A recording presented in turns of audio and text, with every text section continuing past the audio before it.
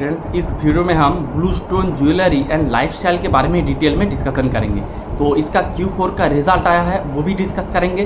फिर मैनेजमेंट ने जो कॉन कॉल किया था और कॉन कॉल में क्या क्या इनसाइड मैनेजमेंट ने शेयर किया है वो भी हम इस वीडियो में डिटेल में डिस्कशन करेंगे। तो चलिए वीडियो को स्टार्ट करते हैं।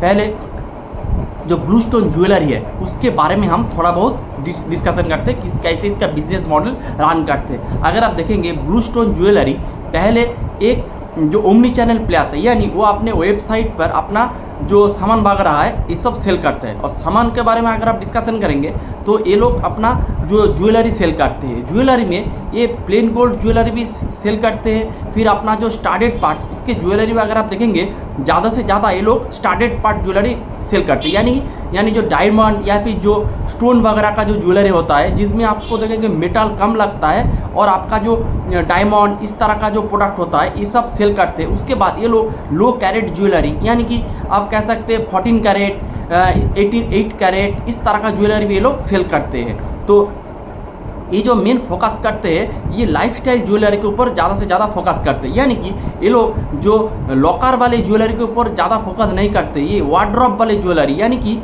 जो ज्वेलरी जो फीमेल लोग जो डेली वेयर करते हैं, यानी इस तरह का जो ज्वेलरी ये लोग ज़्यादा से ज़्यादा सेल करते हैं। यार ये लोग ज्वेलरी के ऊपर डिज़ाइन के ऊपर थोड़ा ज़्यादा ध्यान देते हैं। इसके ज्वेलरी का जो फिनिशिंग होता है ये थोड़ा बहुत अच्छे होता है। और इसका जो ज्वेलरी है इसका ऑलमोस्ट 90% जो ज्वेलरी आता है वो आते हैं इसका जो वर्टिकल डिस्ट्रीब्यूशन, यानी इनके पास पूरे ज्वेलरी का B2B वाले सेगमेंट भी है और B2C वाले सेगमेंट में भी है। तो ये लोग अपना ज्वेलरी के ऊपर दूसरे थर्ड पार्टी प्लेयर के ऊपर भरोसा नहीं कर रखते हैं। ये लोग इन हाउस ज्वेलरी मैन्युफैक्चरिंग करते हैं और इसके ज्वेलरी में ज़्यादा से ज़्यादा ऑलमोस्ट 60% के ऊपर इसका ज्वेलरी का स्टार्ट पोर्शन है। और प्लेन गोल्ड या फिर सिल्वर का ज्वेलरी थोड़ा कम ये लोग सेल करते हैं। तो ये बात है। और ये पहले आप स्टार्ट किए थे वेबसाइट से, फिर इन लोगों ने जो डिजिटल चैनल उसमें भी ये लोग घुस गए, फिर ये लोग जो ओमनी चैनल से छोड़ के डिजिटल चैनल में भी इसका प्रेजेंस है। उसके साथ ये लोग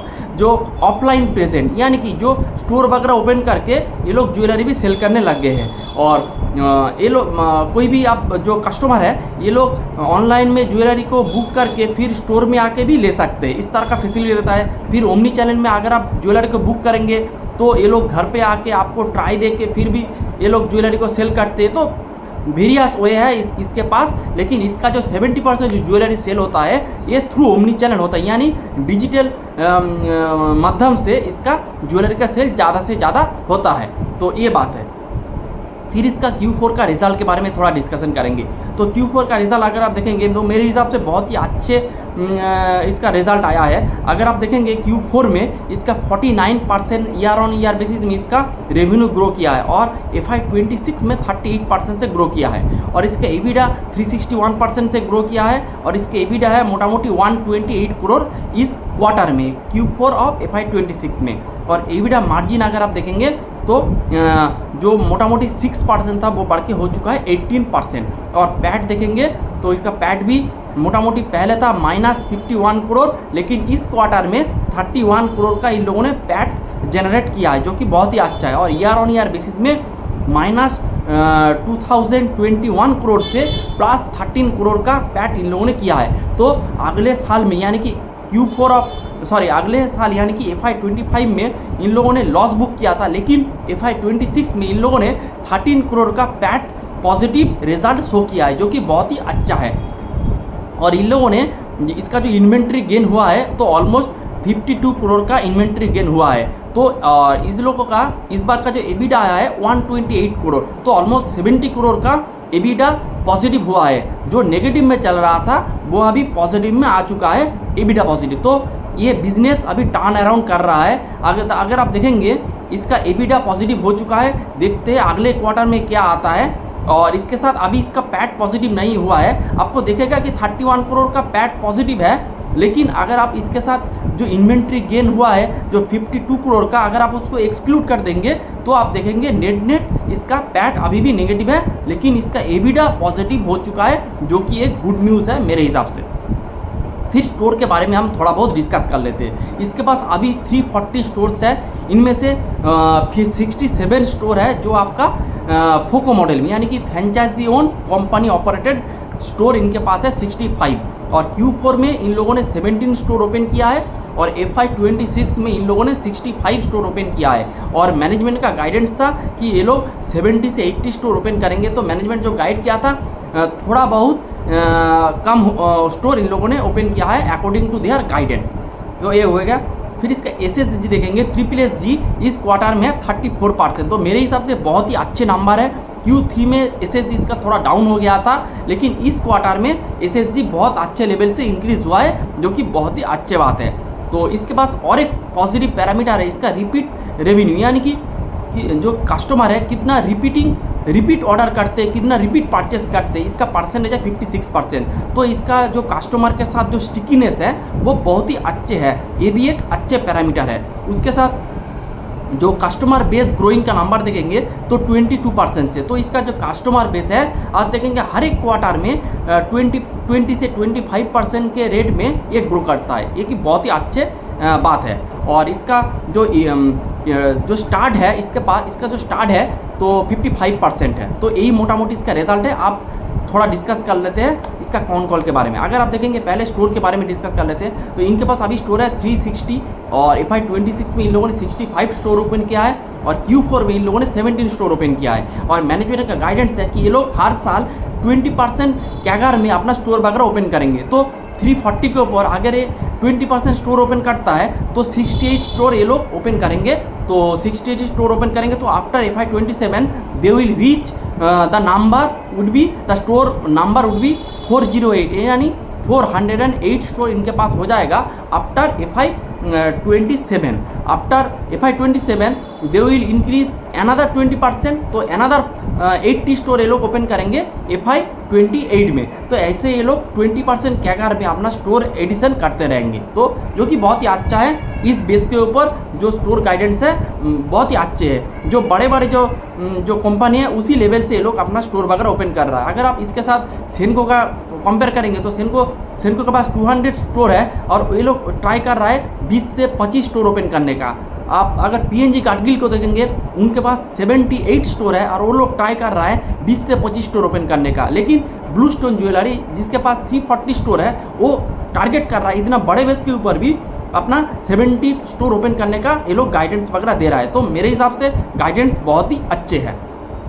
फिर इसका इन्वेंट्री टर्नओवर के ऊपर थोड़ा डिस्कशन करेंगे। तो अगर आप देखेंगे FY25 में इसका इन्वेंट्री टर्नओवर रेशियो था 1.30x, यानी कि 1.3 टाइम्स से अपना ये लोग इन्वेंट्री को चार्न कर रहे थे। लेकिन आप देखेंगे जो FY26 में ये रेशियो थोड़ा घट गया है, 1.13x है, यानी इसका जो इन्वेंटरी जो टर्न अराउंड हो रहा था, जो चार्न हो रहा था, उसका रेशियो थोड़ा कम हो गया है। मैनेजमेंट ने कहा इसका जो मेन रीज़न है गोल्ड प्राइस हाइक हो जाना। अगर क्योंकि आपका जो गोल्ड प्राइस हाइक हो रहा है इसी वजह से जो इसका रेशियो थोड़ा कम हो गया है, लेकिन इन फ्यूचर इट विल भी जो इसके जो लेवल में है ये आ जाएंगे। और उसके साथ जो बड़े बड़े जो कंपनी है जैसे आपका टाइटन, कल्याण, इसका इन्वेंटरी टर्नओवर रेशियो देखेंगे तो ऑलमोस्ट 2.5 से 3x के बीच है। तो इस फील्ड के ऊपर इस कंपनी को और थोड़ा काम करना पड़ेगा, क्योंकि बड़े बड़े इससे बड़े साइज वाले जो कंपनी है उसका टर्नओवर रेशियो और थोड़ा ज़्यादा है, लेकिन उसी हिसाब से छोटा कंपनी होकर भी इसका जो टर्नओवर रेशियो है ये थोड़ा कम है, ये मेरे को लगता है। फिर स्टार्ट के ऊपर अगर आप देखेंगे इसका नॉर्मली स्टार्ट रहता है 65% के बीचों बीच इसका स्टार्ट रेशियो मोटा मोटी इसका रहता है। लेकिन इस क्वार्टर में अगर आप देखेंगे इसका जो स्टार्ट रेशियो है ये थोड़ा गिर गया है, 55% इसका स्टार्ट रेशियो है। तो मैनेजमेंट ने कहा है कि क्योंकि इसका जो गोल्ड का प्राइस का थोड़ा वोलाटिलिटी चल रहा है, इसी वजह से आप देखेंगे इसका स्टार्ट का परसेंटेज थोड़ा घट गया है। लेकिन अगले साल में यानी FY27 में ये 60% इजीली ये लोग अचीव कर लेंगे, तो ये बात है। फिर इन्वेंटरी का परसेंटेज अगर आप देखेंगे बढ़ गया है, तो इन्वेंटरी का जो पोर्शन होता है वो बढ़ गया है। मैनेजमेंट ने कहा है क्योंकि गोल्ड का प्राइस बढ़ गया है, इसीलिए जो इन्वेंटरी है उसका भी जो अमाउंट है, इसका जो प्राइस हिसाब से जो अमाउंट है वो भी बढ़ गया है।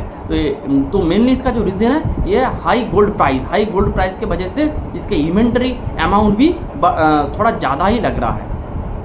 तो ये मोटा मोटी बात है। फिर इसके बाद ये लोग वोमेन ज्वेलर्स के ऊपर काम करता था, लेकिन अब ये लोग जो मेंस और किड्स ज्वेलरी के ऊपर भी काम कर रहा है, और ये लोग जो स्टोर वगैरह ओपन कर रहा है और इस स्टोर में मेंस और किड्स के ज्वेलरी भी ये लोग इंट्रोड्यूस कर रहा है। क्योंकि आप देखें, मैनेजमेंट ने कहा है कि इसके ऊपर भी थोड़ा जो कस्टमर है वो लोग डिमांड कर रहा है, इसीलिए ये लोग इस सेगमेंट के ऊपर भी अपना जो ज्वेलरी वगैरह है वो लोग इंट्रोड्यूस कर रहा है, नया नया डिज़ाइन शो कर रहा है इस सेगमेंट के ऊपर भी।